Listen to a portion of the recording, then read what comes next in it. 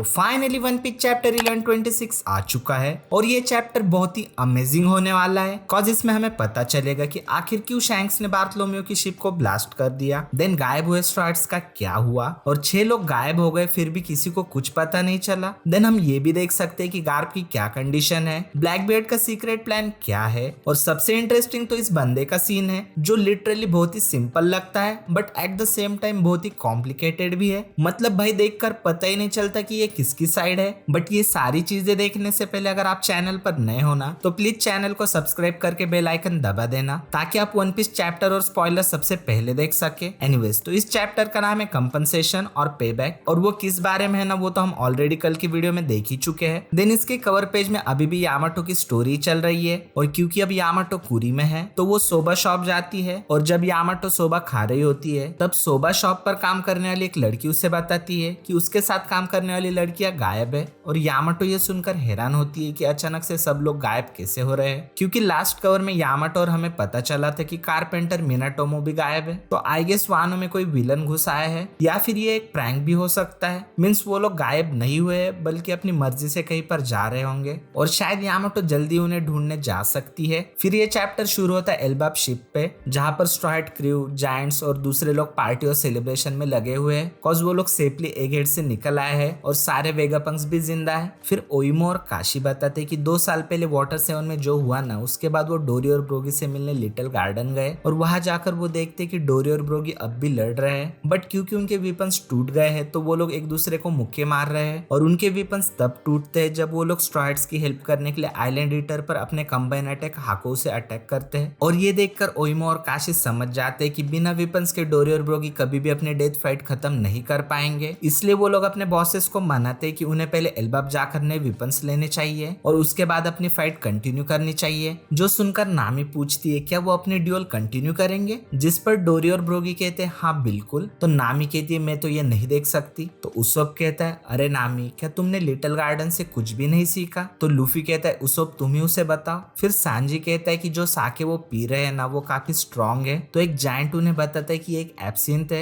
जिसे ग्रीन फेरी कहते हैं और इसे ध्यान से पीना चाहिए क्योंकि इससे हेलुसिनेशन तक हो सकता है। उसके बाद हम बोनी को भी देख सकते हैं जो कुमा की गोद में बैठी है और हम ये भी देख सकते हैं कि कुमा के चेहरे पर एक छोटी सी स्माइल भी है। फिर बोनी कहती है फाइनली अब हम साथ में होराइजन को देख सकते हैं पापा, जो कि बहुत सही सीन है कॉज कुमा बच गया और शायद वो धीरे धीरे पूरी तरह से रिकवर भी हो जाए। उसके बाद सीन कट होता है गाल्टर आइलैंड पर जहाँ 1 महीने पहले बार्थोलोमियो ने शैंक्स का फ्लैग जला दिया था जिसकी वजह से रेड हेयर पायरेट्स और बार्थो पायरेट्स के बीच फाइट होती है जिसमें रेड हेयर पायरेट्स बार्थो पायरेट्स को बहुत इजीली हरा देते हैं। जिसके बाद बार्थोलोमियो को बांधकर शैंक्स के सामने पेश किया जाता है और बार्थोलोमियो अपने घुटनों पर है। फिर शैंक्स कहता है अगर वो बार्थोलोमियो को माफ कर देता है तो रेड हेयर पायरेट्स का फ्लैग कमजोर हो जाएगा और जहां जहां उसका फ्लैग वेव करता है ना उन आइलैंड और उसके दोस्तों की जान खतरे में आ सकती है। फिर बार्थोलोमियो रोते हुए शैंक्स से माफी मांगता है। बार्थोलोमियो कहता है आप बिल्कुल सही कह रहे हैं, मैं बहुत शर्मिंदा हूँ, मैंने ऐसा बिल्कुल नहीं सोचा था और सच में बेवकूफी में मुझसे गलत काम हो गया। फिर होंगो बार्थोलोमियो को एक छोटी सी बोतल देता है। होंगो कहता है ये एक बहुत ही डेडली पॉइजन है, तुम्हारे पास 1 महीना है स्ट्रॉयड लूफी को ये पिलाने के लिए। जो सुनकर बार्थोलोमियो शॉक होता है और कहता है क्या। तो होंगो बताते हैं कि जो भी इसे पिएगा ना वो खून की उल्टियां करके दर्द से तड़प तड़प कर मर जाएगा और तुमने ये जो भी किया है ना उसकी रिस्पॉन्सिबिलिटी तुम्हारे बॉस को लेनी पड़ेगी। जो सुनकर बार्थो क्लब पायरेट्स कहते हैं ये तुम क्या कह रहे हो, लूफी और बाकी सेनपाई का इसमें कोई हाथ नहीं है। फिर अचानक बार्थोलोमियो अपने मुंह से पॉइजन की बोतल पकड़ता है और खुद ही पी लेता है, जो देखकर बार्थो क्लब पायरेट्स बहुत ही डर जाते हैं और वो कहते हैं नहीं बॉस ऐसे तो आप खून में लथपथ होकर मर जाओगे। जिस पर बार्थोलोमियो कहता है मैंने जो किया है ना उसकी रिस्पॉन्सिबिलिटी तो मुझे लेनी ही चाहिए। और जब शैंक्स और बेकमैन ये पूरा सीन देख रहे होते हैं ना तब बार्थोलोमियो रोते हुए कहता है लूफी सेनपाई ने हमें अपना फ्लैग या ब्रदर कप नहीं दिया था, हमने खुद ही ले लिया था, इसलिए लूफी सेनपाई का इससे कोई लेना देना नहीं है। मैं नहीं चाहता कि सेनपाई का एक भी प्रीशियस सेकंड हम जैसे लोगों पर वेस्ट हो। मैं तो सिर्फ उन बेवकूफों में से एक हूँ जो एक योनको को चैलेंज करने की कीमत चुका रहा है और मैंने कुछ ऐसा किया भी नहीं कि जिसके लिए लोग मुझे याद करें।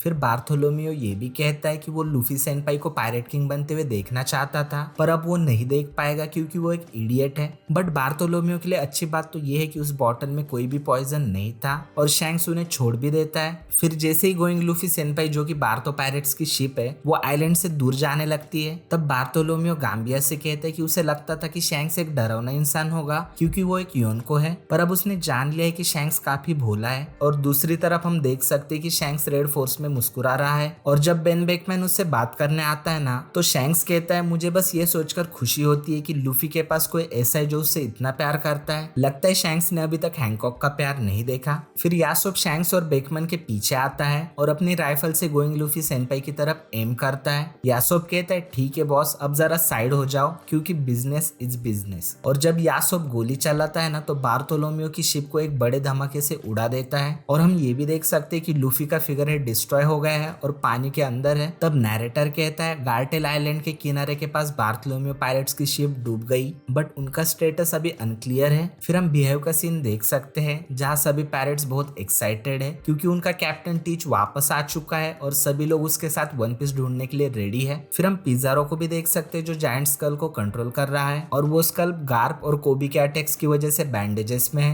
देन सनजॉन उर्फ आइलैंड का रिकंस्ट्रक्शन करने में मदद कर रहा है पर अपनी साइज की वजह से वो बिल्डिंग्स को तबाह कर रहा है जो कि काफी फनी सीन है। और दूसरा फनी सीन ये है कि ब्लैकबेर्ड पिज़ारो की मूछें खींच रहा है और साथ ही ब्लैकबेर्ड पिज़ारो पर गुस्सा कर रहा है क्योंकि कोबी और मोरिया भाग गए और कोबी वर्ल्ड गवर्नमेंट और मरीन्स के साथ निगोशिएशन करने के लिए बहुत जरूरी था। पर साथ ही ब्लैकबेर्ड खुश भी है क्योंकि कुजान ने गार्प को पकड़ लिया। जिसके बाद ब्लैकबेर्ड हंसते हुए कहता है क्या कमाल है। तो पिज़ारो कहता है देखा टीच, वैल्यू बढ़ गई ना। तो कुजान कहता है एक्चुअली मैंने उसे मारने का ट्राई किया था पर पता नहीं वो कैसे बच गया। तो ब्लैकबेर्ड कहता है कमाल का काम किया है कुजान, तुम्हारे अलावा कोई ये कर भी नहीं सकता था। तो कुजान कहता है मुझसे बस इतना ही हो पाया। भाई ये सीन देखने के बाद मुझे आओकिजी बहुत ही गलत बंदा लग रहा है। मतलब जब उसने कहा ना कि वो गार्प को मारने का ट्राई कर रहा है तब मुझे एक सेकंड के लिए ये गलत लगा बट पूरा सीन देखने के बाद मुझे ऐसा लग रहा है कि ये ब्लैकबेर्ड को चीट करने वाला है और वो बस ब्लैकबेर्ड का प्लान जानने के लिए नाटक कर रहा है। आपको क्या लगता है? फिर हम गार्प को भी देख सकते हैं जो बैंडेजेस में है और उसे एक अंधेरे सेल में चेन से बांध कर रखा है। और हम यहाँ पर पुडिंग को भी देख सकते हैं जो मीटिंग में है और वो मजबूरन ब्लैकबेर्ड के साइड में बैठी है और ब्लैकबेर्ड यहाँ पर ये कहता है कि उन्होंने 3 आंख वाली लड़की को भी पकड़ लिया है। फिर ब्लैकबेर्ड लेफ्टी को कॉल करता है जो कि नेवल कंपनी उमिड शिपिंग हेडक्वार्टर्स में है। और जिन लोगों को नहीं पता ना मैं उन्हें बता दूं कि उमिड बिग मॉम की पार्टी का एक गेस्ट था और वो अंडरवर्ल्ड के एम्परर्स में से एक है। और लेफ्टी यहाँ पर रिवोल्यूशनरी आर्मी के मूवमेंट्स को ऑब्जर्व कर रहा है और रिवोल्यूशनरी आर्मी मारी जॉस का सप्लाई कट करने में लगी पड़ी है।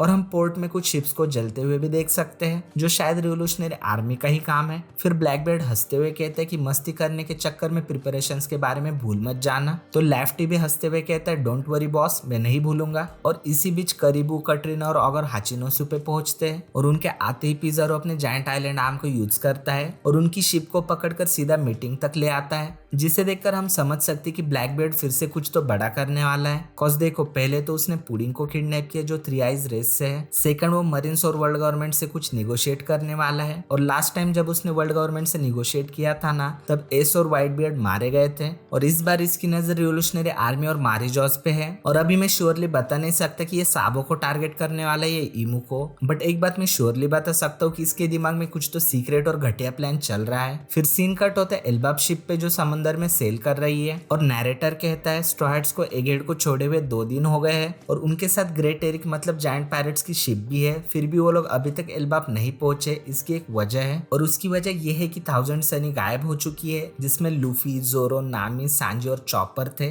क्योंकि पार्टी के बाद सब लोग नशे में सोए हुए थे और जब वो उठते हैं ना तो सनी गायब होती है। और फिलहाल एल्बाब शिप पर जायंट्स, जिनबे, फ्रैंकी, रॉबिन, लिलिथ, बोनी और ब्रूक है और जो हुआ ना वो देखकर ये लोग बहुत ही शॉक है। डोरी और ब्रॉगी कहते हैं हमें उन्हें ढूंढना होगा, हम उनके बिना वापस एल्बाब नहीं जा सकते। तो रॉबिन कहती कि हो सकता है कि किसी मछली ने उनके टुकड़े कर दिए हो, जिस पर फ्रैंकी कहता है ऐसा बोलना बंद करो, यहाँ की मछलियां सच में बहुत बड़ी है तो ऐसा सच में हो भी सकता है। और फिर रोते हुए कहते हैं कहाँ चले गए तुम सब, लूफी। उसके बाद हम नामी को देख सकते हैं और नामी को कोई कहता है कि उठ जाओ, शायद ये लूफी हो सकता है बट हमें अभी दिखाया नहीं गया तो मैं पक्का नहीं कह सकता। फिर वो मिस्टीरियस पर्सन फिर से कहता है नामी हे उठो, तो नामी कहती है लगता है मैंने ज्यादा पी ली। फिर जब नामी उठती है ना तो अपने आप को एक बड़े से कमरे में पाती है जो लेगो पीसेस से बना है और उसने एक वाइकिंग वॉरियर आउटफिट पहना हुआ है जैसे आरपीजी गेम्स के वॉरियर होते हैं ना, सेम वैसे ही। शायद ये एल्बाब का कॉस्ट्यूम हो सकता है और उसकी बैक पर एक स्वॉर्ड भी है। अब देखो गाइस मैं श्योरली तो नहीं बोल सकता कि एल्बाब का प्रिंस लोकी है या वो बंसकार वाला आदमी, बट हाँ एक बात तो कंफर्म है कि स्ट्राइड को गायब करने वाला कोई जायंट ही है। कॉज उसने नामी को किसी डॉल जैसे लेगो हाउस में रखा है और सोचो जिसके खिलौने इतने बड़े वो एक जायंट ही होगा ना, अनलेस वो लेगो फ्रूट वाला कोई इंसान ना निकले। और यहाँ पर हम एडिटर का एक मैसेज भी देख सकते हैं कि ये जगह कौन सी है और क्या एक नया एडवेंचर है। और हाँ, गुड न्यूज ये है कि नेक्स्ट वीक कोई ब्रेक नहीं है। और अगर आपको वीडियो अच्छा लगा हो तो प्लीज लाइक भी कर देना, और सबसे पहले स्पॉयलर्स चाहते हो ना तो प्लीज चैनल को सब्सक्राइब करके बेल आइकन भी दबा देना।